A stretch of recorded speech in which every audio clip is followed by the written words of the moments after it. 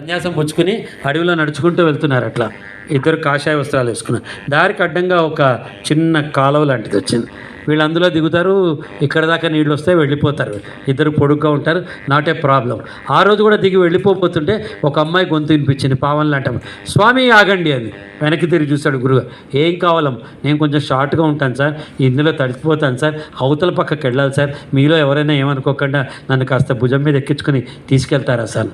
గురుగారు కోపం వచ్చింది. గురుగారు కదా కోపం, ఏమోయ్ సర్వసంగ పరిత్యాగులం, శ్రీమూర్తులు మేము ముట్టుకోకూడదు, కుదరదు కుదరదు కుదరదు అంటూ ముందుకెళ్ళి ఈ శిష్యుడు ఆలోచించాడు, అరే మా చెల్లెలకి ఇట్ట అయితే ఏమవుతుంది, will I not do the same thing, రా తల్లి అన్నాడు.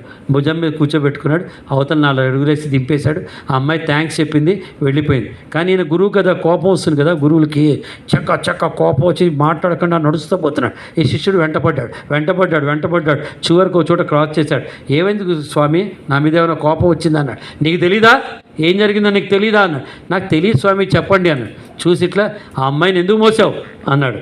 ఈ నవ్వి, ఆ అమ్మాయిని నేను అక్కడే దింపా స్వామి, మీరే ఇంకా మోస్తున్నారు అన్నాడు అనమాట. Most of us carry